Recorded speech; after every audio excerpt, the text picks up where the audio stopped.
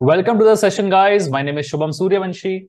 और इस सेशन में हम centre of mass, centre of gravity और सेंट्रोइड के बारे में बात करने वाले हैं।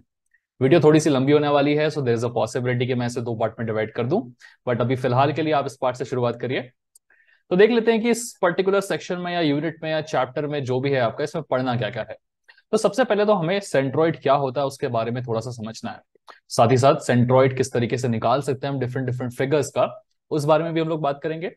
साथ ही साथ सेंटर ऑफ मास क्या होता है, एंड साथ ही साथ सेंटर ऑफ ग्रेविटी क्या होता है, and what is the basic difference between the centre of mass and the centre of gravity and this centroid. तो क्या सिमिलैरिटीज हैं, क्या डिफरेंसेस हैं, इनके बारे में भी छोटा छोटा डिस्कशन हम लोग करेंगे डेफिनेटली। बिकॉज कभी कभी एक थ्योरेटिकल क्वेश्चन आ जाता है आपके सामने कि what is the difference between the centre of mass and the centre of gravity, या फिर define centroid, define centre of मास या डिफाइन सेंटर ऑफ ग्रेविटी। तो उन क्वेश्चंस को भी कैसे एड्रेस करना है, ये बिल्कुल आपको इस सेशन में मिल जाएगा। साथ ही साथ एक लैमिना क्या होता है, एक लाइन सेगमेंट क्या होती है ना। How to find the centre of mass of a line segment. Composite bodies क्या होती हैं, है ना। किस तरीके से कंपोजिट बॉडीज का हम सेंटर ऑफ मास निकाल सकते हैं, डिफरेंट डिफरेंट एग्जांपल्स लेके, वो भी इसमें बताया गया। ओके। साथ ही साथ कंपोजिट बॉडीज यूजिंग लैमिनास, ये जो लिखा हुआ है ना, कंपोजिट बॉडीज फॉर्म यूजिंग लैमिनास, ये क्या होती है वो भी दिखा देता हूँ। सबसे पहले सिंपली देखो कि लाइन सेगमेंट क्या होती है वो समझ लेते हैं। तो जो लाइन सेगमेंट होती है वो बेसिकली एक सिंगल लाइन होती है, जैसे इस तरीके से आपने देखा ए से लेके बी तक की लाइन। इसका सेंट्रोइड कहां पर लाई करेगा, एग्जैक्टली सेंटर पे लाई करेगा। तो निकालने की टेंशन ही नहीं है। अगर ये 4 मीटर की लाइन है तो एग्जैक्टली सेंटर पे 2 मीटर पे इसका सेंट्रोइड लाई करेगा। बस हमें उस सेंट्रोइड के कोऑर्डिनेट्स बताने हैं, है ना। एक्स कोऑर्डिनेट क्या होगा और वाई कोऑर्डिनेट क्या होगा, कैसे निकाल सकते हैं वो आगे आपको दिखा देंगे। कभी कभी एक लाइन की जगह पे 4-5 लाइंस आ जाती हैं एक दूसरे से जुड़ के, है ना। एग्जाम्पल के लिए आपने 3-4 रॉड्स को आपस में वेल्ड कर दिया। तो आपने एक ए बी रॉड ली, फिर एक बीसी रॉड ली, एक सी डी रॉड ली और डी रॉड ली, और इनको आपस में इस तरीके से वेल्ड कर दिया। तो क्या हुआ, ये 1 2 3 4 डिफरेंट डिफरेंट बॉडीज को कंबाइन करके आपने एक बॉडी बनाई है।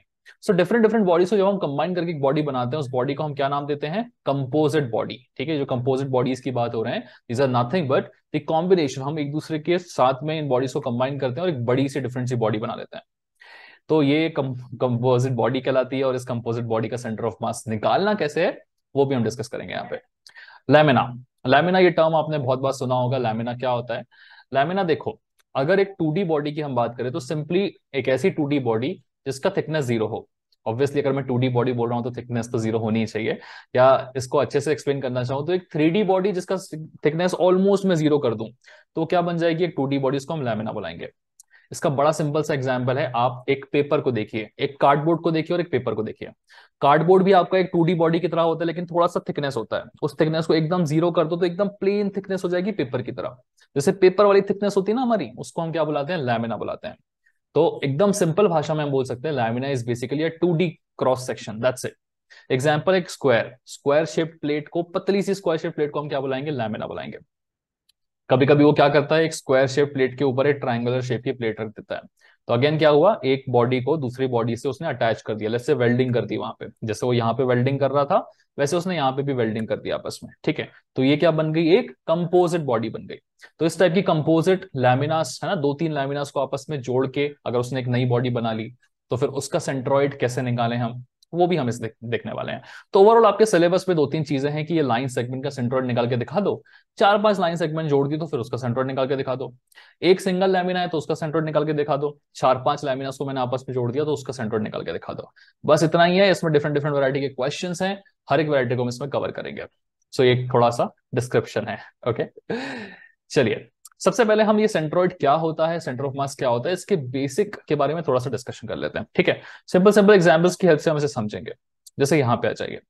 अभी तक पहले हमने क्या ऑलरेडी पढ़ लिया है, उसको किस तरीके से हम अभी जो पढ़ने वाले हैं उससे रिलेट कर सकते हैं वो देख लीजिए पहले। तो इसके पहले वाले चैप्टर्स में आपने कॉनकरेंट नॉन कॉनकरेंट फोर्सेस पढ़े हैं। तो होता क्या था, अलग अलग पॉइंट्स पे डिफरेंट डिफरेंट फोर्सेस एक्ट करते थे। फिर हम क्या करते थे, इन डिफरेंट डिफरेंट फोर्सेस का रिजल्टेंट निकालते थे, उसमें काम करते थे। रियल लाइफ में ऐसा तो होता नहीं कि छोटे छोटे पॉइंट्स में डिफरेंट डिफरेंट फोर्सेस एक्ट कर रहे हो। रियल लाइफ में आपके सामने 2D 3D शेप की बॉडीज होती हैं। ठीक है, होता क्या है, जब फोर्सेस इन पे ऐड करते हैं, एक सिंपल एग्जांपल देता हूं मैं आपको ग्रेविटेशनल फोर्स का। तो मान लीजिए एक पत्थर है, ठीक है, ऐसे अजीब से शेप का एक पत्थर है। उस पत्थर पे जो ग्रेविटेशनल फोर्स एक्ट करेगा, वो एक सिंगल सिंगल पॉइंट पे तो नहीं करेगा। पूरी बॉडी पे थ्रू आउट आपका सेम ग्रेविटेशनल फोर्स एक्ट करेगा, और वो हमेशा पैरेलली एक्ट करता है। मतलब ये मेरा पत्थर है अगर हाथ में, तो इस पत्थर पे हर एक पॉइंट पे आपका ग्रेविटेशनल फोर्स एक्ट कर रहा हो। सिंपली अगर आप अपने हाथ की बात करें तो हाथ में भी आप देखेंगे तो हर एक पॉइंट पे आपका ग्रेविटेशनल फोर्स एक्ट कर रहा हो। ठीक है, मैं अगर हवा में कहीं खड़ा हुआ हूँ, वहां से जंप करूंगा, तो ऐसा तो नहीं है कि मेरा सर एक अलग जगह जंप होगा, पैर अलग जगह जाएगा, है ना। हर एक पूरी बॉडी में through out same force act कर रहा होगा। सिमिलरली पेन की बात करें, इसको हमने छोड़ा, तो पेन अगर नीचे गिर रहा है तो क्या हो रहा है, पेन स्ट्रेट पूरा का पूरा नीचे गिर रहा है। ऐसा तो नहीं कि पेन ऐसा गिर रहा है या ऐसा गिर रहा है कि नहीं, स्ट्रेट गिर रहा है। इसका मतलब क्या है, हर एक पॉइंट पे आपका सेम ग्रेविटेशनल फोर्स एक्ट कर रहा है। ठीक है, इसलिए पेन ऐसा स्ट्रेट बिल्कुल इस तरीके से गिर जाता है। ठीक है, तो ऐसे बॉडी, ऐसे केसेस होते हैं आपके एक्चुअल रियल लाइफ में। ओके, तो इन केसेस में क्या करना पड़ता है, इंडिविजुअली एक एक फोर्स की वैल्यू हम W1 W2 W3 कैलकुलेट नहीं कर सकते।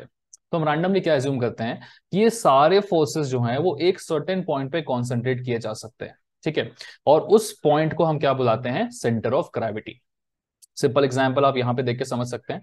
मान लीजिए क्यूबॉइड है, उस क्यूबॉइड पे डिफरेंट पॉइंट पे different forces, sorry different point पे सेम फोर्स एक्ट कर रहे हैं। These are all parallel forces, ये पूरा का पूरा ग्रेविटेशनल फोर्स है जिस बॉक्स पे एक्ट कर रहा है। ठीक है, तो इन सारे फोर्सेस की जगह पे इन सारे फोर्सेस को हम एक सिंगल फोर्स से रिप्लेस कर सकते हैं।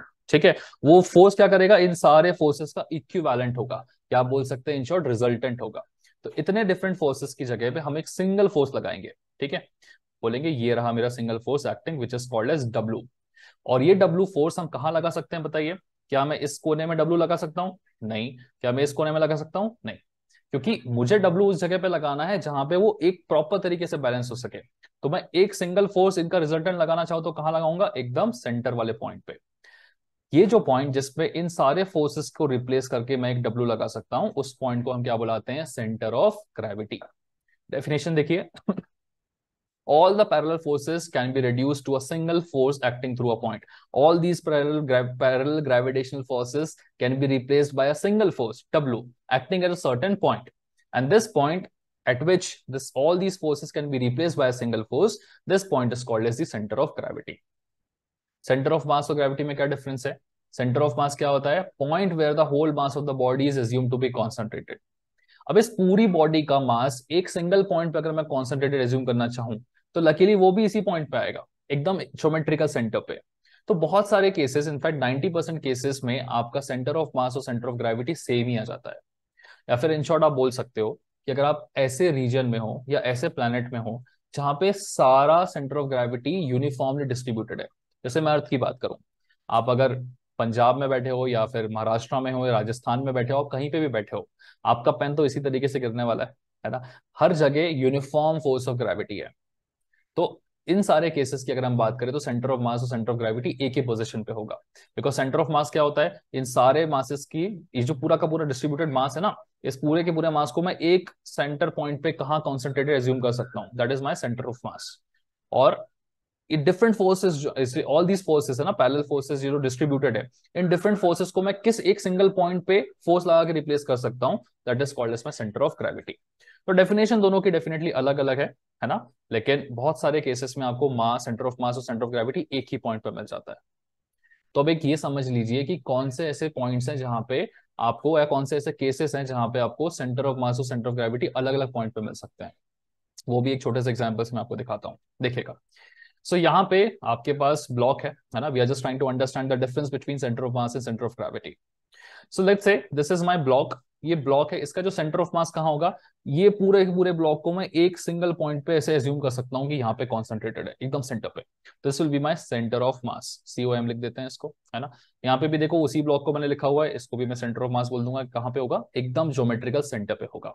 ठीक है, अब हम इस ब्लॉक को ग्रेविटी से, ग्रेविटी में डाल दे रहे हैं या फिर ग्रेविटी वाले रीजन में सब्स्टिट्यूट कर रहे हैं।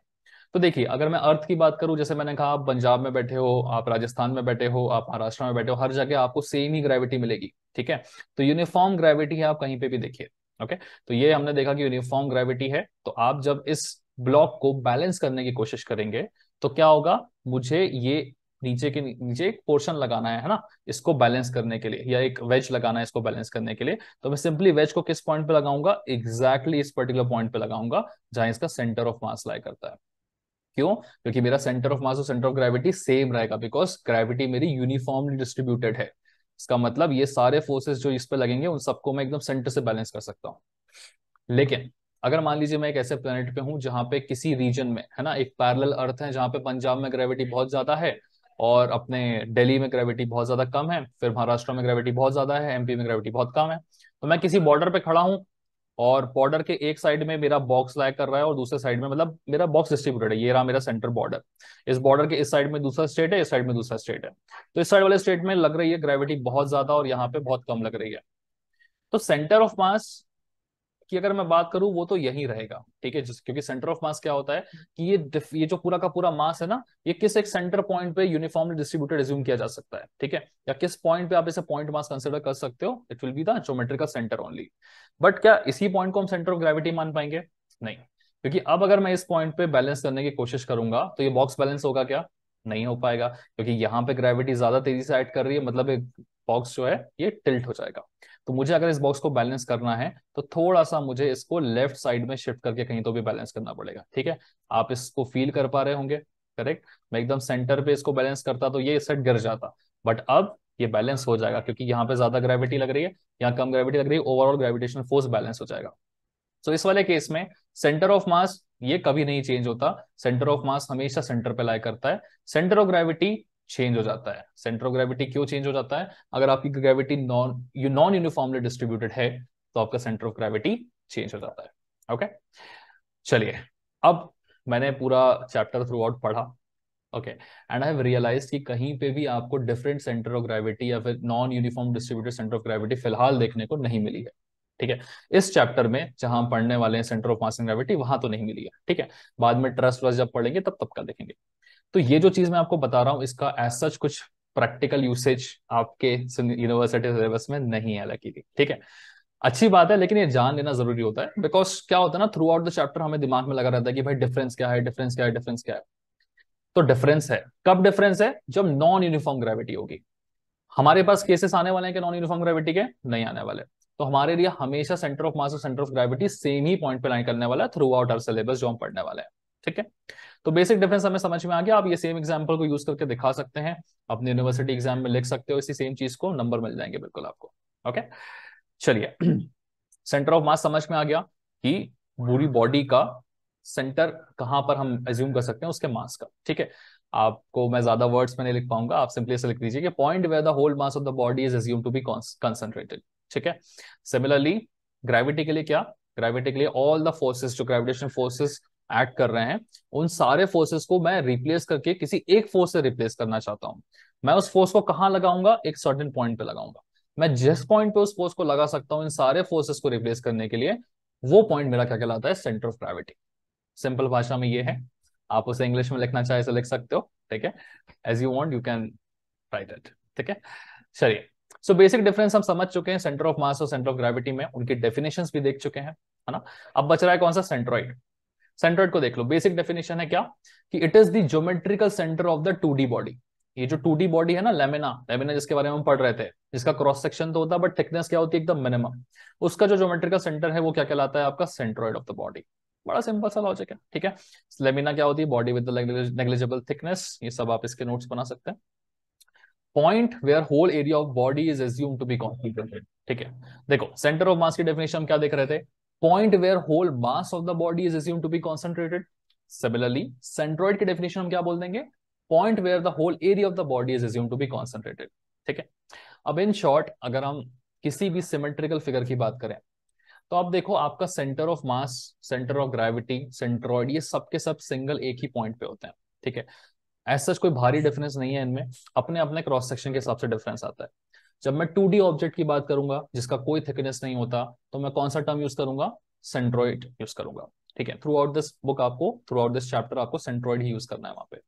Centre of gravity I don't think कहीं पे भी फाइंड करने को आया है, ठीक है। सेंट्रॉइड ही आपको सारे क्वेश्चंस में फाइंड करना है। इनके सेंटर ऑफ ग्रेविटी आता है तो हम उसे भी देख लेंगे, कोई ऐसे खास डिफिकल्ट वाली बात नहीं है, ठीक है। तो चलिए, इतना समझ में आया कि हमको सारे के सारे क्वेश्चंस में सेंट्रॉइड निकालना है। अब बस ये आएगा, अब बस ये समझना है कि सेंट्रॉइड किस किस का निकालना है, किस किस टाइप के क्वेश्चन सॉल्व करना है, ठीक है। तो जैसे मैंने आपको स्टार्टिंग में दिखाया था, मेजरली आपके पास में कैसे क्वेश्चंस होंगे? लाइन वाले, एक लाइन रहेगी या फिर आपको तीन चार लाइन सेगमेंट्स या तीन चार रॉड्स को एक साथ वेल्ड कर दिया जाएगा। और आपसे बोला जाएगा कि बताइए इसका सेंट्रोइड कहाँ पे रहेगा। या फिर 2D वाले क्रॉस सेक्शन रहेंगे, एक क्रॉस सेक्शन रहेगा या दो क्रॉस सेक्शन रहेंगे, हो सकता है तीसरा क्रॉस सेक्शन भी यहाँ पे ऐड कर दिया जाए, है ना। यहाँ पे वो कभी कभी ऐसे बोल सकते हैं कि चलिए मैं एक सर्कल शेप का भी बना रहा हूँ यहाँ पे, ठीक है। तो एक दो तीन हो गए, अब बताओ इस पूरे के पूरे ऑब्जेक्ट का सेंट्रोइड कहाँ पे होगा। तो ओवरऑल हमें इस टाइप के क्वेश्चन से डील करना है इन दिस पर्टिकुलर चैप्टर, ठीक है। चलिए शुरुआत करते हैं सबसे पहले लाइन सेगमेंट से, क्योंकि ये आसान है ना। सो क्या करना है, डिफरेंट डिफरेंट टाइप्स के लाइन सेगमेंट्स को देख लेते हैं और इनका सेंट्रोइड कहाँ कहाँ लाइक करता है उसको समझ लेते हैं फटाफट। सबसे इंपॉर्टेंट डिस्क्लेमर, देखो अगर आप ऑलरेडी किसी और कोर्स में ज्वाइन कर चुके हो या फिर ऑलरेडी क्लासेस में सेंट्रोइड वेंट्रोइड पढ़ चुके हैं, देयर इज अ पॉसिबिलिटी कि थोड़ा सा बोरियत सा लग सकता है आपको, तो इसे थोड़ा सा स्पीड में चला लो। देयर इज एन ऑप्शन कि आप इसे 1.25x की स्पीड में चला सकते हैं, ठीक है। ऑल्सो जो लोग मेरे साथ पहली बार देख रहे हैं, पहली बार सेंट्रोइड पढ़ रहे हैं, तो मेरे साथ साथ चलो, by the end of the video आप बिल्कुल प्रो हो जाओगे इन फाइंडिंग द सेंट्रोइड, ठीक है। चलो सो देखो ये मेरी लाइन है, लेट्स अज्यूम की जो लाइन की लेंथ है वो टोटल 2 मीटर की है। तो लाइन सेगमेंट है, सॉरी लाइन सेगमेंट का सेंट्रोइड कहां पे होगा, एग्जैक्टली इसके बीच में होगा, ठीक है। तो ध्यान रखिएगा सेंट्रोइड मैक्सिमम केसेस में हम ओरिजिन से निकालने वाले हैं, और ओरिजिन से निकाल के कैसे बताएंगे, जो पॉइंट होता है ना जिससे हम डिनोट करते हैं सेंट्रोइड को, उसे हम जी बुलाते हैं। तो जी की लोकेशन बताना है। तो ऑब्वियस सी बात है, कोऑर्डिनेट ज्योमेट्री आपने पढ़ी होगी, एक होता है मेरा एक्स कोऑर्डिनेट, एक होता है मेरा वाई कोऑर्डिनेट। तो हमें सेंट्रोइड हमेशा एक्स और वाई कोऑर्डिनेट पे भी बताना है, ठीक है। जो x coordinate of the centroid होगा हम उसको एक्स बार बोलेंगे, और जो y coordinate of the centroid होगा उसको हम वाई बार बोलेंगे, ठीक है। तो चलिए एक्स बार क्या हो जाएगा, ओरिजिन से यहां से यहां तक की दूरी कितनी है, 1 मीटर की। वैसे ही ओरिजिन से वाई एक्सिस के लॉन्ग दूरी कितनी है, 0 मीटर की। तो आपका जो सेंट्रोइड है वह कहाँ लाई करेगा, एक्स बार उसका 1 मीटर होगा, वाई बार 0 मीटर होगा, ओके। हो सकता है लाइन मेरी कुछ इस तरीके से बनी हो, है ना। तो ये डिस्टेंस मान लीजिए 2 मीटर का गिवन है, और ये मुझे 6 मीटर का गिवन है। अब देखिए अगर मुझे इस केस में आपका सेंट्रोइड फाइंड करना है, तो सेंट्रोइड कहाँ पे होगा, यहाँ पे होगा मेरा जी सेंट्रोइड। ओरिजिन के रिस्पेक्ट में सेंट्रोइड फाइंड करना है। तो देखिए यहां से यहां तक की दूरी कितनी होगी, वही मेरा एक्स कोऑर्डिनेट होगा। तो यहां से यहां तक की दूरी कितनी होगी, 2 + 3, which will be equal to 5 metres. Y axis के लॉन्ग, तो यहां से देखो वाई एक्सिस के लॉन्ग, तो वाई एक्सिस के लॉन्ग तो जीरो, डिस्टेंस मेरा 0 है, तो 0 मीटर हो जाएगा। इस वाले को देखिए, ये टोटल लेंथ मुझे नहीं पता, चलिए लिख लेता हूं मैं यहाँ पे, this is let's say 3 metres and this is let's say 4 metres, okay. चलो अभी ओरिजिन से दूरी कितनी है यहाँ तक की, 3 मीटर, मतलब मेरा x coordinate of the centroid कितना है, 3 मीटर है। और ये रहा मेरा सेंट्रोइड एकदम यहाँ पे, वाई एक्सिस के अलॉन्ग कोई डिस्टेंस नहीं है, तो वाई बार कितना हो जाएगा, 0। इस वाले को देखिए, थीटा वीटा लगा हुआ है यहाँ पे, कोई दिक्कत की बात नहीं है। इसकी लेंथ जो है ना इसको एल मान लेते हैं अपन, ओके। तो कहां पर आएगा सेंट्रोइड, एकदम इसके बीच में आएगा, ठीक है। तो यहां से यहां तक की दूरी कितनी हो जाएगी बताओ, L/2। यहां से यहां तक की दूरी बची हुई कितनी हो जाएगी, अगेन L/2, ओके। अब मुझे इस पॉइंट के कोऑर्डिनेट्स निकालने हैं, कैसे निकाले, कोई दिक्कत की बात नहीं है। देखो ये एक्स एक्सिस के अलोंग क्या कोऑर्डिनेट आएगा इसका, सेकेंड, हाँ, ये यहाँ पे टच करेगा। तो यहां से यहां तक की लेंथ जो होगी वो मेरा एक्स कोऑर्डिनेट होगा, उसे हम क्या बुलाएंगे, एक्स बार। तो यहां से यहां तक की लेंथ कैसे निकालेंगे, सिंपल है यार, L/2 का कॉस कंपोनेंट ले लो, this will be L/2 cos theta, correct. ऐसे ही तो करते थे हम लोग। और यहां से यहां तक की लेंथ, करेक्ट। ये देखो ये वाला पॉइंट निकालना है मुझे, ठीक है। तो ये क्या हो जाएगा मेरा, यहां से यहां तक की लेंथ, तो ये अगर कॉस कंपोनेंट हो, ये कितना हो जाएगा, साइन कंपोनेंट। तो यहाँ लिख लेते हैं आपका वाई बार कितना हो जाएगा, L/2 साइन थीटा। तो कल को अगर मुझे वैल्यू गिवन है कि ये लेंथ है, लेंथ कितनी है, 5 मीटर की है, और थीटा कितना है, लेट से 60 डिग्रीज का है, तो सिंपली आप वैल्यू पुट कर सकते हैं, 5/2 cos 60, 5/2 sin 60, ठीक है। हो सकता है एकदम ओरिजिन से ना निकल रही हो, थोड़े डिस्टेंस से निकल रही हो, कोई दिक्कत की बात नहीं है। मान लेते हैं इसकी लेंथ जो है L मीटर की है, तो एकदम सेंटर पे होगा इसका सेंट्रॉइड, तो यहाँ पे होगा L/2, यहाँ पे होगा L/2, ठीक है। चलिए अभी कोऑर्डिनेट्स देख लेते हैं। यहां से यहां तक का डिस्टेंस कितना हो जाएगा, cos component L/2 cos theta, ठीक है। चलिए और वर्टिकल डिस्टेंस देख लेते हैं, यहां से यहां तक का डिस्टेंस, ठीक है। ये कहाँ प्रोजेक्शन होगा, वाई एक्सिस में, ये होगा प्रोजेक्शन। तो L/2 इसे लिख लो, ये डिस्टेंस कितना होगा, ये मेरा कॉस कंपोनेंट है, ये हो जाएगा L/2 साइन थीटा, ठीक है। चलिए तो अब एक काम करते हैं, इसको वैल्यू दे दें क्या, रहने दो, नहीं देते हैं। एक्स बार क्या होगा, ओरिजिन से सेंट्रोइड का एक्स कंपोनेंट, है ना, सेंट्रोइड का एक्स कंपोनेंट कहाँ पे आएगा, ये डिस्टेंस नहीं पता, इसको 2 मीटर मान लो। तो 2 मीटर प्लस ये, this will B 2 + L/2 cos theta, ठीक है। वाई कंपोनेंट क्या हो जाएगा, देखो वाई कंपोनेंट यहां से ऊपर तक जाएंगे, L/2 साइन थीटा। अब लेट्स से मुझे गिवन है कि 10 मीटर की लाइन है, और इसका जो थीटा है वो कितने पे है, 60 डिग्री पे है। तो बस वैल्यूज पुटअप कर देंगे तो आंसर्स निकल जाएंगे। इन चीजों को बिल्कुल भी याद करने की जरूरत नहीं है। ओके, ये चीजें बड़ी आसान है, इसमें कुछ नहीं करना है, सिर्फ थोड़ा सा लॉजिक लगाना है कि सेंट्रोइड कहां पर होगा। ऑब्वियसली ज्योमेट्रिकल सेंटर पे लाई करेगा। ठीक है, तो इसका ज्योमेट्रिकल सेंटर यहाँ पे है, इसके एक्स और वाई कोऑर्डिनेट्स निकालने हैं। कैसे निकालोगे? एक्स कोऑर्डिनेट क्या होता है? यहां से लेके यहाँ तक की दूरी, है ना, इसका यहाँ पे इंप्रेशन, यहाँ से यहाँ तक की दूरी, और इसका यहाँ पे इंप्रेशन क्या होता है? Y coordinate. This will be my x coordinate, this will be my y coordinate. कैसे निकलेगा x coordinate? L upon two cos 60, L upon two sine 60 y coordinate. वैसे ही यहां से यहां तक का इंप्रेशन क्या हो जाएगा? इस पॉइंट तक का ये डिस्टेंस होगा L upon two cos theta. So 2 plus L by two cos theta, ये हो जाएगा total x coordinate. Y coordinate क्या होगा? ये डिस्टेंस, इसका इंप्रेशन देखो, ये डिस्टेंस कितना होता है? L upon two sine theta. ठीक है, आई होप थोड़ा बेसिक कोऑर्डिनेट ज्योमेट्री आपको समझ में आता होगा, है ना। ऑब्वियसली यार इंजीनियर इंजीनियर बन रहे हो तो इतना तो आता होगा। इनकेस हो सकता है कि थोड़ा गैप वैप आ गया हो या फिर प्रॉब्लम आ रही, तो लाइव क्लासेस में मैं वो प्रॉब्लम आपकी थोड़ी सी सॉल्व करवा दूंगा। ठीक है, चलिए। फिलहाल के लिए आप समझ गए होंगे कि किस तरीके से आपको सेंट्रॉइड की तरफ बढ़ना है और उसकी वैल्यूज निकालनी है। ठीक है, ये सेंट्रॉइड है, इसका वाई एक्सिस में इंप्रेशन डालो, लेंथ चेक करो कितनी लेंथ होगी? एल बाई टू की ये लेंथ क्या हो जाएगी? एल बाई टू का साइन कंपोनेंट साइन थीटा। यहाँ तक की लेंथ चेक करनी टोटल, यहाँ तक तो ये पता थी 2 मीटर, ये कॉस कंपोनेंट हो जाएगा, एड अप कर दोगे। ओके, चलिए नेक्स्ट सर्कल के बारे में बात कर लेते हैं। सर्कल मान लीजिए ये सेंटर ओरिजिन यहीं पर है और यहीं से आपका निकल रहा है। सेंट्रोइड क्या होता है सर्कल का? उसके ज्योमेट्रिकल सेंटर पे लाई कर रहा है, और ऑब्वियसली उस पे उसके ज्योमेट्रिकल सेंटर पे लाई करेगा। तो इसका एक्स बार कितना हो जाएगा? देखो यहाँ पे सेंट्रोइड है तो 0, वाई बार भी कितना हो जाएगा? 0। कभी कभी कुछ केसेस होते हैं जब एकदम ओरिजिन पे नहीं लाई करता, ओरिजिन मेरा यहाँ पर है, सर्कल यहाँ पर है, तो अभी आपसे पूछ रहा है बताइए कि इसका सेंट्रोइड कितना होगा। देखो निकालना बड़ा आसान है। यहाँ से यहाँ तक की दूरी कितनी है? 3 मीटर, है ना। ये है, इसका मुझे एक्स कोऑर्डिनेट चाहिए था। एक्स कोऑर्डिनेट क्या होगा इसका? ये होगा एक्स कोऑर्डिनेट। इसका वाई कोऑर्डिनेट क्या होगा? देखो, है ना, यहाँ पे ऊपर 2 मीटर। तो हम बोल सकते हैं कि मेरा एक्स बार कहाँ पे लाई करेगा? एग्जैक्टली 3 मीटर पे। और वाई बार कहाँ पे लाई करेगा? यहाँ से ऊपर तक एग्जैक्टली 2 मीटर पे। This is gonna be the case. ठीक है, वैसे ही अगर मैं इस पर्टिकुलर केस की बात करूं या इसकी बात करूं, ये मेरा सेमी सर्कल है। सेमी सर्कल का सेंट्रोइड कहाँ पे लाई करता है? उसके एग्जैक्ट सेंटर से 2r/3 पाई की दूरी पे। ठीक है, r is the radius of the semi circle. ठीक है, तो देखो अगर मुझे इसका सेंट्रोइड निकालना है, ऑलरेडी लिखा हुआ है मैंने, इसका एक्स बार कंपोनेंट क्या हो जाएगा? 2r/3 और इसका वाई बार वाला कंपोनेंट कितना होगा? 0, क्योंकि ये तो एक्स एक्सिस पे लाई कर रहा है, वाई कंपोनेंट कुछ नहीं है। हो सकता है ये एकदम एक्सिस पे ना लाई करके थोड़ा सा दूरी पे लाई करे, तो इस केस में हम इसका एक्स बार और वाई बार निकाल सकते हैं, बिल्कुल निकाल सकते हैं। ठीक है, एक्स बार देखिए क्या होगा, यहां से यहां तक का डिस्टेंस। तो अब देखो नीचे की तरफ आपने देखा हुआ है कि ये डिस्टेंस यहां से यहां तक का तो मालूम है। अब बस मुझे यहां से यहां तक का डिस्टेंस कैलकुलेट करना है, जो कि मुझे निकालते आता है कि नहीं?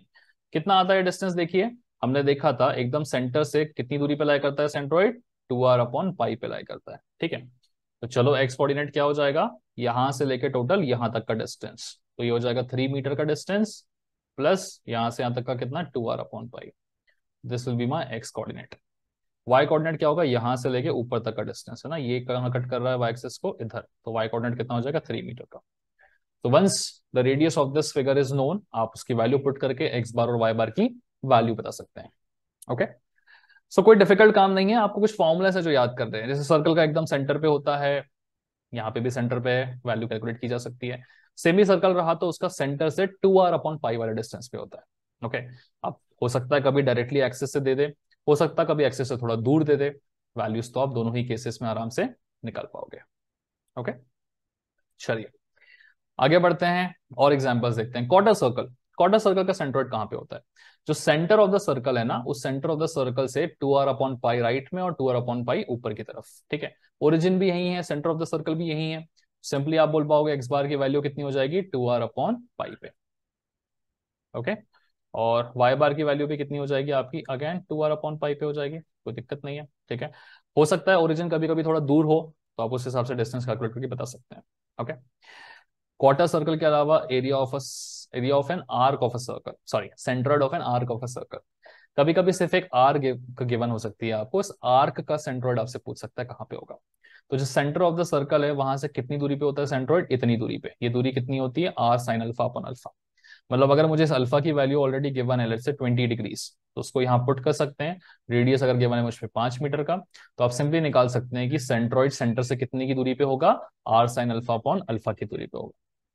इस टाइप के क्वेश्चन में कैलकुलेशन में थोड़ी थोड़ी सी दिक्कत हो जाती है कभी कभी किसी को, ठीक है। ध्यान रखिएगा कि यहाँ पे अल्फा डिग्री में पुट करना है और नीचे वाला अल्फा रेडियन में पुट करना है। मैं एक क्वेश्चन भी करा दूंगा इस टाइप का आपको थोड़े आगे जाके, तो आपको पता चल जाएगा कि यार ये आर्क वाले क्वेश्चंस में आपको किस तरीके से वैल्यू पुट करके सॉल्व करना है। फिलहाल के लिए टेंशन मत लो, सिर्फ इतना समझ लो कि यार यहाँ से अंत तक की दूरी R sine alpha upon alpha होती है, और ये दूरी मुझे निकालनी पड़ेगी। कैसे निकालनी है क्वेश्चन में देखेंगे, ठीक है।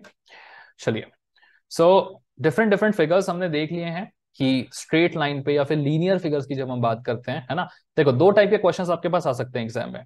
ऐसे क्वेश्चंस जिनमें लाइन सेगमेंट्स को लेके चीजें बन रही है और आपको उसका सेंट्रोइड निकालना है, ठीक है। दूसरा टाइप के क्वेश्चंस जिसमें आपको लैमिना को लेके चीजें बन रही है और उसके सेंट्रोइड निकालना है। तो अभी हमने क्या देखा, सिर्फ लाइन सेगमेंट को लेके कि एक लाइन सेगमेंट हो गई, वो लाइन सेगमेंट आरडी भी हो सकती है। उसी लाइन सेगमेंट से मैंने क्या बना दिया, सर्कल बना दिया, ठीक है ना। ये बेसिकली एक लाइन सेगमेंट ही है और कुछ नहीं है, घूमी हुई लाइन सेगमेंट, ओके। क्वेश्चंस भी इसके कैसे बनेंगे देखो, यहां दिखाता हूं आपको कि हो सकता है कि एक लाइन सेगमेंट दूसरी लाइन सेगमेंट से जोड़ दी जाए, ओके। ये क्या बन गई है, कंपोजिट बॉडी। अब पूछेगा इस पूरी पूरी कंपोजिट बॉडी का बताइए कितना होगा सेंट्रोइड। बॉडी इस तरीके से भी बन सकती है एल शेप में, बॉडी इस तरीके से भी एल शेप में बन सकती है। So these are different types of bodies that can be made and इनका आपसे सेंट्रोइड पूछा जा सकता है। थोड़ा सा आगे डाउन द लाइन लेक्चर में आपको कैसी बॉडीज मिलेंगी, कुछ इस तरीके की लैमिना वाली, है ना। इन लैमिनास का सेंट्रोइड भी हम पढ़ेंगे और इनका भी कंपोजिट बॉडीज का निकालना सीखेंगे, ठीक है। चलो, सो आगे बढ़ते हैं। हमने सिंगल लाइन या लाइन सेगमेंट को लेके जो बॉडीज बन सकती हैं उनके बारे में पढ़ लिया, उनका सेंट्रोइड कहाँ कहाँ लाई करना है पढ़ लिया। सिर्फ इंपॉर्टेंट किसका याद रखना है कि सर्कल का सेंटर से इतनी दूरी पे होता है, सॉरी सेमी सर्कल का 2r/पाई पे। वहीं पे अगर आपके सामने क्वार्टर सर्कल बन गया तो अगेन दोनों साइड में 2r/पाई 2r/पाई होगा, सेंटर से उतनी दूरी पे आपका सेंट्रोइड लाई करेगा, ओके। चलो, इस वाले का थोड़ा अलग से क्वेश्चन करा दूंगा तो लोड मत लो फिलहाल। फटाफट से कुछ क्वेश्चंस देख लेते हैं गाइस, ठीक है। So this is the first question, इसमें क्या करना है पढ़ लीजिए एक बार। तो उसने कहा फाइंडिंग, इसमें समझ रहे हैं, ठीक है, finding centroid of composite bodies with respect to the origin. तो will just try to practice these two questions. Centroid निकालना है for the composite bodies. So these two are bodies mix together, welded together, now we have to find the centroid. अब अकेली इस body का centroid कहां पे लाई करेगा, origin से 3 मीटर की दूरी पे। तो हम ना क्या करेंगे, पहले तो फॉर्मूला समझ लेते हैं कि कंपोजिट बॉडी का निकालना कैसे है, ठीक है। सो कंपोजिट बॉडी को पहले हम दो बॉडीज में डिवाइड करेंगे, तीन बॉडीज में जितनी भी बॉडी होगी। ये मेरी बॉडी नंबर 1 है, इसको मैं 1 नाम दे देता हूँ, ठीक है, थोड़ा बड़ा लिखते हैं। और ये मेरी बॉडी नंबर 2 है, इसको 2 नाम दे देते हैं। बॉडी नंबर 1 का सेंट्रोइड कहां पे लाई करेगा, मान लीजिए x1 ले लेंगे, उसके सेंट्रोइड को ओरिजिन से कितना दूर लाई करेगा, 3 मीटर पे, लिख लो। बॉडी नंबर 1 की लेंथ कितनी है वो लिख लीजिए, टोटल लेंथ है बॉडी नंबर 1 की 6 मीटर, ओके। सेम चीज बॉडी नंबर 2 के बारे में करेंगे, x2 की बात करते हैं। बॉडी नंबर 2 का एक्स सेंट्रोइड का x कोऑर्डिनेट, ठीक है। चलो ये छोड़ो, x कोऑर्डिनेट पहले, सॉरी, हमने सबसे पहले अभी क्या किया, इस बॉडी का x कोऑर्डिनेट लिखा है सेंट्रोइड का और लेंथ लिखी है, इसका y कोऑर्डिनेट नहीं लिखा है, वो भी लिख लेते हैं, चलिए। सो y coordinate of the centroid कहां पे लाई करेगा, इसका एकदम 0 पे, ठीक है, क्योंकि y कोऑर्डिनेट तो 0 होगा, y कोऑर्डिनेट यहाँ पे होता है ना। सेकंड बॉडी की बात करते हैं। सेकंड बॉडी के सेंट्रोइड का x कोऑर्डिनेट कितना होगा, तो यहां से लेके यहां तक आ जाइए, यहां पे लाई कर रहा है, इसका x कोऑर्डिनेट कितना हो जाएगा, 6 मीटर का, लिख लीजिए। सेकंड वाली जो बॉडी है उसकी लेंथ कितनी होगी, टोटल 8 मीटर की। सेकंड वाली जो बॉडी है उसका सेंट्रोइड का y कोऑर्डिनेट कहां पे लाई करेगा, 8 है तो 4 मीटर पे लाई करेगा, ठीक है। तो सबसे पहला काम हमें क्या करना है, जो भी मेरा कंपोजिट बॉडी है उसको 2-3 डिफरेंट बॉडीज में डिवाइड करना है। हर एक बॉडी के सेंट्रोइड का x कोऑर्डिनेट और y कोऑर्डिनेट लिखना है ना, और हर एक बॉडी की लेंथ लिखनी है। इसके बाद सिंपली इसको पुट कर देना है। इस कंपोजिट बॉडी का ओवरऑल सेंट्रोइड कितना होगा, वो होगा x कोऑर्डिनेट होगा सेंट्रोइड का L1 x1 plus L2 x2 divided by L1 plus L2, ठीक है। इस कंपोजिट बॉडी के सेंट्रोइड का x कोऑर्डिनेट क्या होगा, L1 x1 plus L2 x2 by L1 plus L2।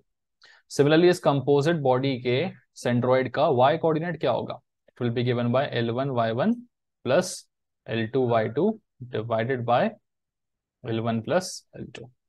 ये दोनों फॉर्मूलाज हैं, इन फॉर्मूलाज में आपको सिंपली वैल्यूज पुट करनी है और सॉल्व करना है, ठीक है। स्टेप बाय स्टेप क्या करना है देखो, पहली बॉडी पकड़ो, उसके सेंट्रोइड का x और y कोऑर्डिनेट लिखो और उसकी लेंथ लिखो।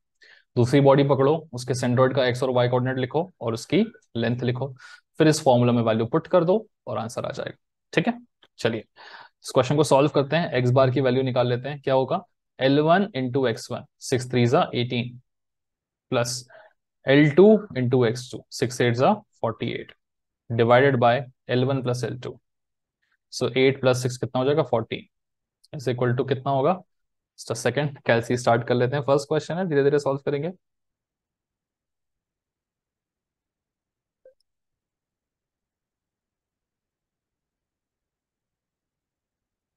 Okay, so 48 plus 18 is 66 divided by 14.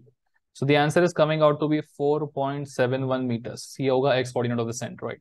y coordinate of the centroid भी देख लेते हैं, L1 y1 63, L1 y1 sorry, L1 y1 कितना हो जाएगा, 0, plus L2 y2 8 4 32 divided by L1 plus L2 which is 14, 8 और 6 है ना। This is equal to 32 divided by 14, this will come out to be 2.28 meters. So इस तरीके से इस कंपोजिट बॉडी का हमने सेंट्रॉइड का एक्स और वाई कोऑर्डिनेट निकाल लिया। ठीक है, और एग्जांपल देखते हैं। Let's say this is the origin, origin के रिस्पेक्ट में आपको इस एल शेप बॉडी का सेंट्रॉइड निकालना है। क्या करोगे, let's say this is my body number 1, this is my body number 2।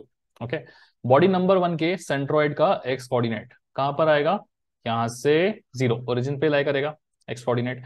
Body number 1 के सेंट्रॉइड का वाई कोऑर्डिनेट कहां पे लाई करेगा, 5 मीटर पे।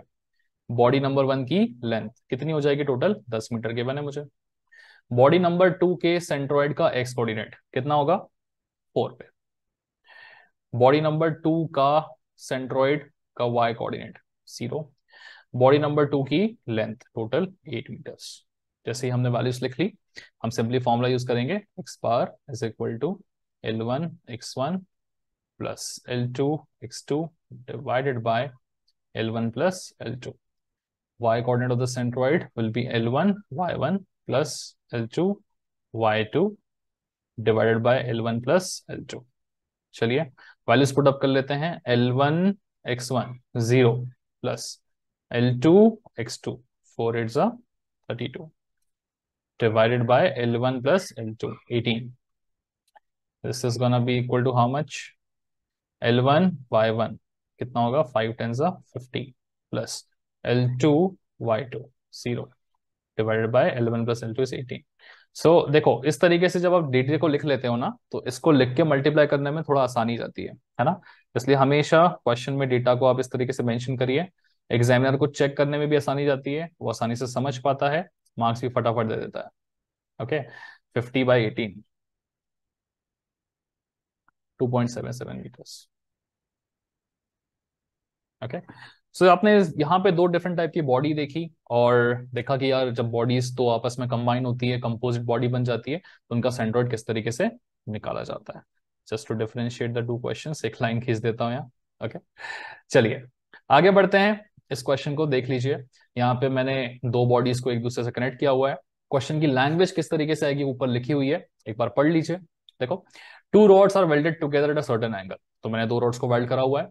Find the centroid with respect to the origin O of the newly formed angle shape rod ABC as shown below. तो 2 rods को जोड़ के मैंने एक नई रॉड बनाई है ABC, इस नई रॉड का मुझे क्या निकालना है, सेंट्रोइड निकालना है। प्रोसेस हमारा बड़ा सिंपल सा है। ये रहेगी मेरी पहले नंबर की रॉड, ये रहेगी मेरी दूसरे नंबर की रॉड।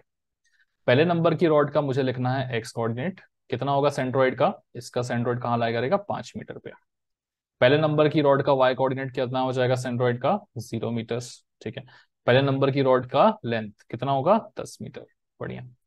पहले सेकंड नंबर की रॉड का सेंट्रोइड कहाँ लाया करेगा, देखो एक्स कोऑर्डिनेट, सेंट्रोइड होगा एग्जैक्टली यहाँ पे, ये 10 मीटर है, तो हमने पढ़ रखा था, इसको रिजॉल्व कर लेंगे फटाफट।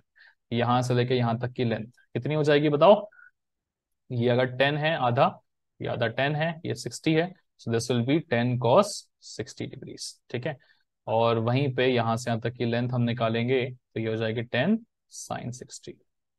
ओके, चलिए लिख लेते हैं।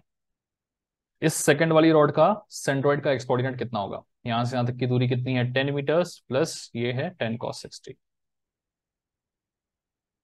इस बड़ी वाली रॉड का सेंट्रोइड का वाई कोऑर्डिनेट कितना होगा, ये होगा ना, यहाँ पे कहीं पे हिट करेगा आपका वाई कोऑर्डिनेट इधर जाके, ठीक है। सो ये वाई कोऑर्डिनेट कितना होगा टोटल, 10 sin 60। ओके, और जो लेंथ होगी वो कितनी होगी टोटल, लेंथ है रॉड की 20 मीटर। चलो एक काम करते हैं, इन वैल्यूज को थोड़ा सा सिंप्लीफाई कर लेते हैं। cos 60 कितना होता है, 1/2, 5 + 10 15 मीटर हो जाएगा ये टोटल, है ना। 10 sin 60, sin of 60 into 10, 8.66 metres. और L2 की वैल्यू तो है हमारे पास 20 मीटर, ठीक है। अब हम सिंपली फॉर्मूला लगा देंगे। x coordinate of the centroid will be given by L1 x1 plus L2 x2 divided by L1 plus L2। y coordinate of the centroid will be given by L1 y1 plus L2 y2 divided by L1 plus L2, ठीक है। तो चलिए लिख लेते हैं values. L1 कितना है मेरे पास में 10 इंटू x1 कितना है मेरे पास में 5 प्लस L2 इज 20 और x2 is 15 divided by L1 plus L2 is total 30। ये हो जाएगा 50 प्लस 15 2 ज़ा 30 is 300 divided by 30 which is 315/30। So 315 divided by 30, sorry 10.5 metres. So जो x coordinate of the centroid आने वाला है मेरे पास इस कंपोजिट बॉडी का, वो हो जाएगा ये। वाई कोऑर्डिनेट देख लो, L1 y1 10 into 0 0 plus L2 y2 20 into 8.66 divided by L1 plus L2 which is 30 is equal to कितना, 8.66 into 20 divided by 30। This is coming out to be 5.77 metre. तो आप सिंपली बोल सकते हो y bar will be equal to 5.77 metres. x bar और y बार आ जाएंगे और यहीं पे आप इतने पे क्वेश्चन अपना खत्म कर सकते हैं गाइस, ठीक है। चलिए, सो कंपोजिट बॉडीज आई होप आपको समझ में आ रही होंगी। अगर लग रहा है कि बहुत आसान आसान चीजें जा रही तो 1.5 इसमें चला के थोड़ा सा आगे बढ़ जाओ। Okay, so these are the different questions जो सिंगल बॉडी पे आ सकते हैं। चांसेस फ्रैंकली बताऊं तो थोड़े से कम है इस टाइप का क्वेश्चन एग्जाम में आने के, क्योंकि ये बहुत ही ज्यादा इजी है। एक्चुअल क्वेश्चन जो एग्जाम में आएगा वो सिंगल सिंगल लाइन सेगमेंट वाली बॉडी की जगह पे वो कोशिश करेगा एरिया लैमिना, दो लैमिनास को कंबाइन करके देने का। जैसे इस टाइप के जो क्वेश्चन है ना, दो दो लैमिनास को आपस में कंबाइन करके वो कोशिश करेगा सेंट्रोइड निकलवाने का। या फिर कुछ कुछ रीजन को शेड करेगा और शेड करने के बाद पूछेगा कि बताओ इस रीजन का सेंट्रोइड कितना होगा, है ना। तो ऐसे क्वेश्चन आगे की तरफ पढ़ के देख लेंगे हम लोग। चलिए आगे बढ़ते हैं।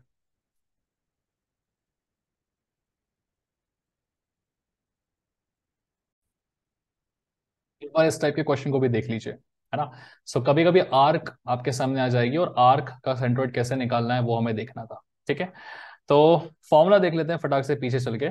शुरू शुरू में फॉर्मूला देख देख के करने पड़ेंगे, बाद में याद हो जाएंगे। So centre of the circle से सेंट्रोइड कितनी दूरी पे होता है आर्क का, r sin alpha upon alpha पे, ठीक है। चलो फॉर्मूला देख लेते हैं हमारा, पहले कहाँ गया, ये रहा, ठीक है। सो मेरा सेंट्रोइड जो है वो कितनी दूरी पे होगा यहाँ से, at a distance of r sin alpha upon alpha. So r sin alpha divided by alpha. अब इसकी वैल्यू कैसे निकालेंगे, तो जो साइन अल्फा है ना, साइन अल्फा में जो मेरा अल्फा रहेगा वो it has to be in the form of degrees.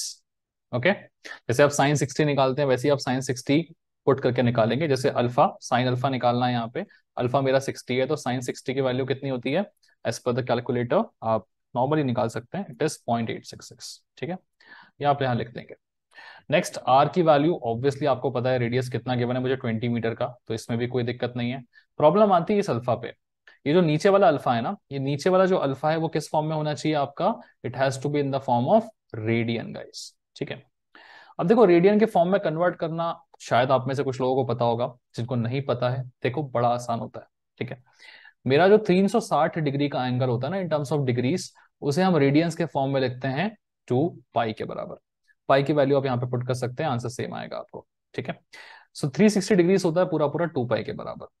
तो अगर मुझे किसी डिग्री को रेडियन में कन्वर्ट करना है तो यहां से कन्वर्ट कर सकता हूं कैसे, मेरा 1 डिग्री होगा कितने रेडियन के बराबर, 2 पाई बाय 360, है ना। बेसिक कैलकुलेशन आपको आती होगी, 360 इतने के बराबर है तो 1 डिग्री इतने के बराबर होगा। मान लीजिए किसी थीटा एंगल के बारे में बात कर रहा हूं मैं, है ना, तो मेरा थीटा डिग्री कितने के बराबर होगा, I can simply multiply by theta on both the sides, ठीक है। तो थीटा डिग्री का कितना हो जाएगा आपका 2 pi by 360 into theta. Now using this simple calculation आप वैल्यू निकाल सकते हैं। जो लोग ऑलरेडी फैमिलियर है प्लीज आगे चले जाइए अगले क्वेश्चन पे। जो लोग थोड़ा सा दिक्कत फेस कर रहे हैं, प्रॉब्लम फेस कर रहे हैं इस टाइप के कैलकुलेशन में, मेरे साथ बने रहिए। So any random angle theta पे आप उसका रेडियन फॉर्म निकाल सकते हैं कि इतने थीटा डिग्री पे इतना रेडियन होगा। तो अगर आपसे पूछे बताओ 60 डिग्रीज पे कितना रेडियन होगा, तो आपको जहां जहां थीटा है वहां 60 रखना है। तो 60 डिग्रीज पे कितना रेडियन होगा, 2 pi divided by 360 degrees into 60 degrees. Now this is how it will get converted into the form of radians. Okay, तो 60 डिग्रीज का रेडियन वाला फॉर्मेट कितना हो जाएगा, देखिए 2 इंटू पाई की वैल्यू आप पुट कर देंगे अपनी 3.14 डिवाइडेड बाय 360 इंटू 60। आप इसे कैलकुलेटर में सॉल्व कर सकते हैं। Let me just solve this for you. This is gonna be what, 2 into 3.14 into 60 divided by 360. So the value is coming out to be 1.04 और आप इसे बोलेंगे रेडियंस। ओके, सो लॉजिक आपको समझ में आ गया होगा किसी भी डिग्री को रेडियन में कैसे कन्वर्ट करना है, ठीक है। जैसे 360 डिग्री है तो वो इतना रेडियन के बराबर होता है ना। This is called as 2 pi radians. Okay, so 1 degree इतना होगा, थीटा डिग्री इतना होगा। चाहो तो डायरेक्टली फॉर्मूला याद रख सकते हो। कैसा करोगे, थीटा बाय 360 इंटू 2 पाई। नहीं भी याद रखना है तो सिंपल कैलकुलेशन है, ध्यान से रख सकते हो। 1 डिग्री पे इतना, थीटा पे इतना, कैलकुलेट करके निकाल सकते हो। ओके, तो चलिए रेडियन का फॉर्मेट हमने निकाल लिया, कितना है 1.04 रेडियंस। तो नीचे वाला अल्फा किस फॉर्म में पुट होगा, मेरा 1.04 के फॉर्म में। अब मेरा सेंट्रॉइड यहां से यहां तक की दूरी कितनी हो जाएगी, R sine alpha upon alpha. चलिए, तो सेंट्रॉइड का मेरा यहाँ पे, चलो ओरिजिन भी मान लीजिए, सेंटर भी मान लीजिए, सेंटर भी यहाँ पर है, ओरिजिन भी यहाँ पर है, ठीक है। तो सिंपली मेरा सेंट्रॉइड कहाँ पर रहेगा, इसका जो एक्स कोऑर्डिनेट रहेगा वो इतने डिस्टेंस पर रहेगा। आर कितना है 20 इंटू साइन अल्फा कितना है मेरे पास 0.866 डिवाइडेड बाय अल्फा कितना आ रहा है 1.04। कैलकुलेशन कर लेते हैं। सो 20 into 0.866 divided by 1.04. So the answer is coming out to be 16.65. ठीक है। Now this is how you'll be doing the calculation for an arc of a circle.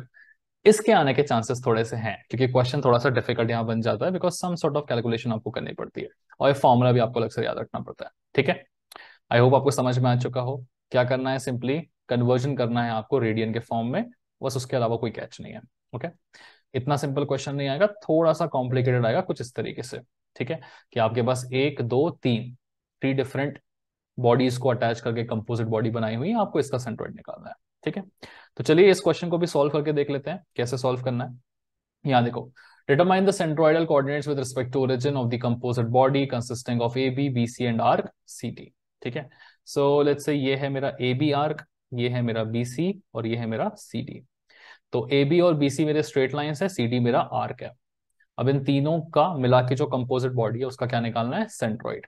तो फॉर्मूला बड़ा सिंपल है। सबसे पहले आप क्या करेंगे, x1 है ना, बॉडीज को नाम दे देंगे। This is my 1 number body, this is my 2 number and this is my number 3 body. Now first body का सेंट्रोइड का एक्स कोऑर्डिनेट, इसका एक्स कोऑर्डिनेट कितना होगा 0। फर्स्ट बॉडी के सेंट्रोइड का वाई कोऑर्डिनेट कितना आएगा, 4 मीटर का है तो ये 2 मीटर आ जाएगा। फर्स्ट बॉडी की length total 4 metres. Okay, second body की बात करते हैं। सेकेंड बॉडी का सेंट्रोइड का एक्स कोऑर्डिनेट थोड़ा सा निकालना डिफिकल्ट होगा, या थीटा उसने दिया नहीं है, ठीक है। तो आप क्या करेंगे, चलो क्वेश्चन में दिया नहीं था, मैं आपको दे देता हूं। Theta is equal to 60 degrees की एंगल। ओके, चलिए थोड़ा बड़ा ही लेंगे थीटा, नहीं ठीक है थोड़ा छोटा लेते हैं। थीटा हम यहाँ पे ले रहे हैं 30 डिग्रीज का, इतना काफी है ना? तो आप अभी निकाल सकते हैं चीजें। ये 8 मीटर का एकदम सेंटर कहाँ पे आएगा, इसका 4 मीटर्स पे आएगा, करेक्ट। ये बचा हुआ पार्ट 4 मीटर का है। तो यहां से यहां तक की लेंथ कितनी हो जाएगी आपकी 4 cos 30, और वर्टिकल कितनी हो जाएगी 4 sin 30, है ना। चलिए आपके लिए लिख भी देते हैं length. This is gonna be by 4 cos of 30 degrees and vertical vertical vertical, ये वर्टिकल यहाँ से यहाँ तक की, टेक्निकली हम बोले तो यहाँ से यहाँ तक की लेंथ जो होगी 4 sin 30। चलिए, तो अब इस वाले का एक्स कोऑर्डिनेट बड़े आसानी से निकल जाएगा, कितना होगा 4 cos 30। 4 cos 30 का वैल्यू डायरेक्टली लिख रहा हूं मैं बिकॉज जगह थोड़ी कम पड़ती है। So 4 cos 30 is coming out to be 3.46 metres. चलिए, अब इस सेकंड वाले का y कोऑर्डिनेट निकाल लेते हैं सेंट्रोइड का। तो y कोऑर्डिनेट सेंट्रोइड का कहाँ लाई कर रहा है, यहाँ पे लाई कर रहा है, मतलब यहाँ से यहाँ तक का distance total 4 + 4 sin 30। sin 30 is 1/2, ये बचेगा 2 मीटर। 4 + 2 कितना हो जाएगा 6 मीटर्स। ठीक है, चलिए लेंथ लिख लेते हैं हम। इस बॉडी की लेंथ है टोटल यहाँ से यहाँ तक की 8 metres. Okay, slowly slowly solve करना है, बन जाएगा। x3 ये थोड़ा सा डिफिकल्ट होने वाला है। अब इस बॉडी का हमें क्या निकालना है, सेंट्रोइड का x कोऑर्डिनेट।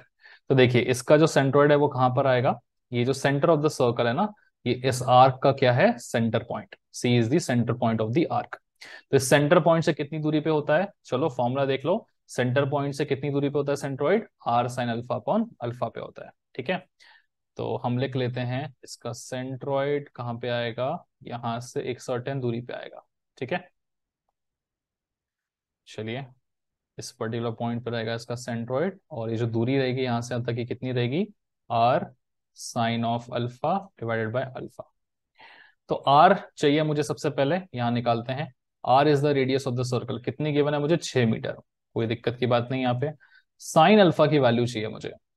तो साइन अल्फा कैसे निकलेगा, अभी अल्फा तो मुझे गिवन नहीं है, लेकिन मुझे एक चीज गिवन है कि यहां से यहां तक की दूरी 2 मीटर्स है और यहां से यहां तक की दूरी 6 मीटर्स है। तो बाय पाइथागोरस थ्योरम में ये डिस्टेंस निकाल सकता हूँ। करेक्ट, ये डिस्टेंस निकाल लूंगा तो अल्फा निकलेगा ना, या फिर डायरेक्टली कॉस अल्फा करके निकाल सकते थे, बट ठीक है, पाइथागोरस थ्योरम से चले जाओ, नॉर्मली चले जाओ, कोई दिक्कत की बात नहीं है ना। मैं पाइथागोरस थ्योरम से चले जाता हूँ यहाँ पे। तो ये यहां से यहां तक की लेंथ जो है वो कितनी होगी, देखो पाइथागोरस थ्योरम से निकलेगा √6² -2²। Okay, 5.65 metres. Now this vertical length, चलिए इसे पुट अप कर देते हैं। This vertical length is coming out to be equal to 5.65 metres. Okay, अब देखो साइन अल्फा क्या होता है, साइन अल्फा होता है हमारा परपेंडिकुलर अपॉन हाइपोटेन्यूस। तो अल्फा का परपेंडिकुलर ये है, हाइपोटेन्यूस ये है, तो साइन अल्फा कितना हो जाएगा, 5.65 डिवाइडेड बाय 6। ओके, ये वैल्यू निकाल लेते हैं हम।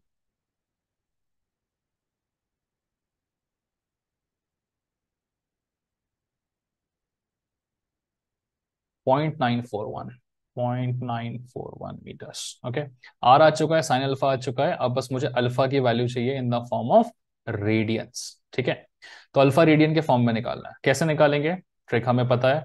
पूरा 360 डिग्री जो होता है वो 2 पाई के बराबर होता है। करेक्ट, तो 1 डिग्री कितने के बराबर होगा हमारा, 2 पाई डिवाइडेड बाय 360। हमेशा फॉर्मूला की जरूरत नहीं है, मुझे चाहिए कितना डिग्री, डिग्री नहीं पता यार यहाँ पे, तो चलो डिग्री भी निकाल लेते हैं। ठीक है, अल्फा की वैल्यू कितनी होगी यहाँ देखो, alpha in terms of degrees, sine inverse of 0.941,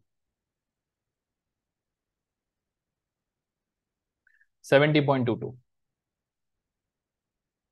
okay, I hope आपको समझ में आ रहा होगा हमने साइन अल्फा कैसे निकाला है। ठीक है, सिंपल लॉजिक यूज किया था, पाइथागोरस थ्योरम वाला, जो हम पहले भी करते आए हैं, ट्रायंगल में यूज करते थे। अगर इस लॉजिक से किसी को डिफिकल्टी हो रही है ना, तो और एक तरीका था निकालने का, देखो कैसे। कॉस अल्फा क्या होता है, बेस अपॉन हाइपोटेन्यूस। तो मैं सिंपली क्या करता, यहाँ पे लिखता कॉस अल्फा कितना गिवन है मुझे, 2/6। ठीक है, which is equal to 1/3, which is nothing but 0.333। अभी कॉस अल्फा इतना है तो अल्फा की वैल्यू कितनी होगी, कॉस इनवर्स ऑफ 0.333। हम बोल देते सिंपली अल्फा की वैल्यू यहाँ से निकल जाती है 70.54 डिग्री। थोड़ा थोड़ा ऊपर नीचे आती है वैल्यू, ऑलमोस्ट सेम सेम है। और ये अल्फा आ गया तो यहाँ से हम साइन अल्फा कैसे करते हैं, sine alpha is equal to sine of इसका, तो शिफ्ट सॉरी साइन ऑफ 70.54, और वैल्यू हो जाती है आपकी अगेन 0.94 मीटर्स, है ना। तो आप इस रूट से भी जा सकते थे, आप इस रूट से भी निकाल सकते हैं साइन अल्फा अल्फा, है ना।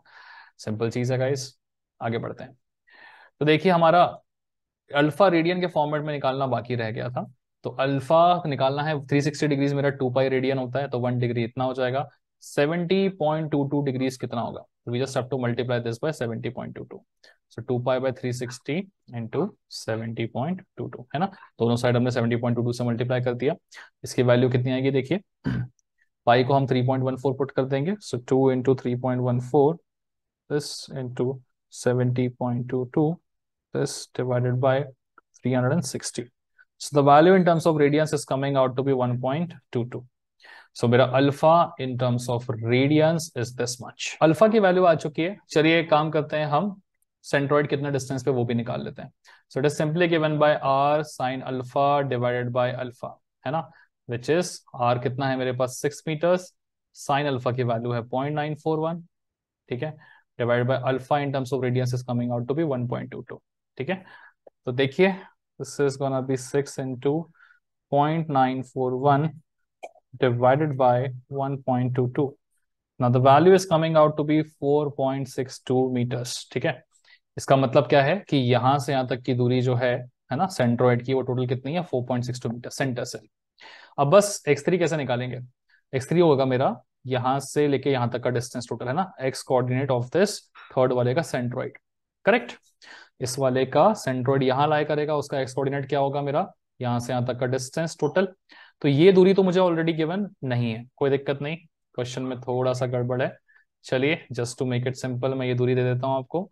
लेट्स से यहां तक का डिस्टेंस मुझे गिवन है कितना, 5 मीटर्स का 5 मीटर्स का, ओके। तो आप देख लो टोटल एक्स कोऑर्डिनेट यहां से यहां तक का कितना जाएगा, कितना आ जाएगा टोटल, यहां तक 5 मीटर और यहां से यहां तक कितना है 4.62। तो आप एड अप कर दोगे टोटल 5 प्लस 4.62, तो 5 और 4 9, कितना होगा 9.62 मीटर्स, ये आ चुका है। नाउ इस पर्टिकुलर पार्ट का मुझे देखना है सेंट्रोइड का वाई कोऑर्डिनेट, ठीक है। ये जो मेरा सेंट्रोइड, इसका जो सेंट्रोइड है उसका वाई कोऑर्डिनेट क्या होगा, यहां से यहां तक का डिस्टेंस, ये वाई कोऑर्डिनेट 4 मीटर का है, ऑलरेडी गिवन है। लेंथ बड़ी इंपॉर्टेंट है, ठीक है, इस पार्ट का लेंथ कैसे निकालें। देखो इस पार्ट के लेंथ का जो फॉर्मूला है, पीछे पलट के देखते हैं क्वेश्चन में, आपको लिखा देता हूं वो भी, ओके। पीछे लेके जाते हैं, आपको फॉर्मूला दिखाते हैं। ये फॉर्मूला हाँ है, यहाँ लिख दिया था मैंने, okay. So length of an arc, इस आर्क की अगर मुझे लेंथ निकालना है तो क्या फॉर्मूला यूज करना है मुझे, 2 अल्फा आर, ठीक है। अल्फा मेरा रेडियंस के फॉर्म में होना चाहिए, ठीक है, समझ में आया। Length of an arc is given by 2 alpha R. चलिए इस फॉर्मूला को लगा देते हैं यहाँ पे। सो L3 कितना हो जाएगा मेरे पास, 2 into alpha into R is equal to, calculation यहाँ कर लेते हैं, 2 अल्फा, अल्फा मेरा रेडियस में कितना है 1.22, और रेडियस कितनी है मेरी टोटल 6 मीटर की है। तो वैल्यू कितनी हो जाएगी, 2 6 12 इंटू 1.22, 14.64 मीटर्स, 14.64 मीटर्स, ठीक है। चलिए x3 आ चुका, y3 आ चुका, L3 आ चुका है। देखिए क्वेश्चन में सिर्फ डिफिकल्टी यहां पर ही रहेगी, कभी कभी अगर ये सर्कुलर फॉर्म में चीजें आ गई तो आपको प्रॉब्लम आएगी इसका सेंट्रोइड निकालने में। हालांकि उतना डिफिकल्ट टास्क नहीं है, r sign alpha upon alpha formula लगा सकते हैं, r ऑलरेडी दिख रहा होता है, साइन अल्फा आप गिवन डेटा से निकाल सकते हैं, अल्फा रेडियन में आपको पुट करने का फॉर्मूला ऑलरेडी समझ में आ चुका है, 2-3 क्वेश्चन प्रैक्टिस करोगे और बेटर हो जाएगा ये, ठीक है। बस इस तरीके से पुट करके आप इसका एक्सपोर्टेंट निकाल लोगे, यहां से यहां तक का ये डिस्टेंस गिवन है 5 मीटर का, बाकी डिस्टेंस मिल जाएगा टोटल। वैसे ही वाई कोऑर्डिनेट तो दिख ही रहा था, साथ ही साथ L3 निकालने का फॉर्मूला भी आपको याद रखना पड़ेगा, ठीक है। इस टाइप का क्वेश्चन पॉसिबली आ सकता है, ठीक है, तो देखिएगा। चलिए ये सब डेटा हमारे पास आ चुका है, अब हम थोड़ी सी स्पेस बनाते हैं, है ना, इसे लिख लीजिए, मैं इसे इरेज करने वाला हूँ। चलिए तो जगह बनाएंगे हम। नाउ माय सेंट्रोइड, अगर मुझे सेंट्रोइड निकालना है तो सेंट्रोइड का फॉर्मूला क्या होगा, देखो बड़ा सिंपल सा फॉर्मूला है। My ex coordinate of the centroid will be simply given by L1 x1 plus L2 x2 plus L3 x3 divided by L1 plus L2 plus L3। देखो दो ऑब्जेक्ट्स होते थे हमारे पास में, तो हम L1 x1 L2 x2 करते थे, तीन ऑब्जेक्ट हो गए तो फिर L3 x3 भी जुड़ जाएगा। सिमिलरली y कोऑर्डिनेट कितना हो जाएगा, L1 y1 plus L2 y2 plus L3 y3 divided by L1 plus L2 plus L3। अब बस वैल्यूज को पुट अप करना और सॉल्व करना है। L1 into x1 0 plus L2 into x2 कितना हो जाएगा, वैल्यू पुट करो, 8 into 3.46 27.68 plus L3 into x3 this is 14.64 multiplied by 9.62। देखो गलतियां होने के चांसेस बहुत होते हैं, इसलिए प्लीज कैलकुलेशंस को हिसाब से करना है। Divided by L1 plus L2 plus L3 this is what 14.64 plus 8 plus 4 26.64। चलो कैलकुलेशन इसका फाइनल कंप्लीट कर ही देते हैं हम। This is 140.64 A3 plus 27.68 divided by 26.64. The answer is coming out to be 6.32 meters. मतलब x coordinate of the centroid overall कहाँ मिलेगा मुझे 6.32 मीटर्स में इस पूरे फिगर का। वाई कोऑर्डिनेट को देखिए, चलिए L1 Y1, सो L1 इंटू Y1 4 2 ज़ा 8 plus L2 Y2, L2 into Y2 6 8 ज़ा 48 plus L3 into Y3, this is 14.64 into 4, which will be 58.56 divided by L1 plus L2 plus L3, which is 26.64 हमने निकाला हुआ था। Therefore y bar will be given by, calculation कर लेते हैं, 58.56 plus 48 plus 8 divided by 26.64. The answer is coming out to be 4.30 meters. Now this will be the x coordinate and the y coordinate of the centroid, guys. Question थोड़ा सा difficult था, I won't say very difficult, I would say lengthy था, है ना।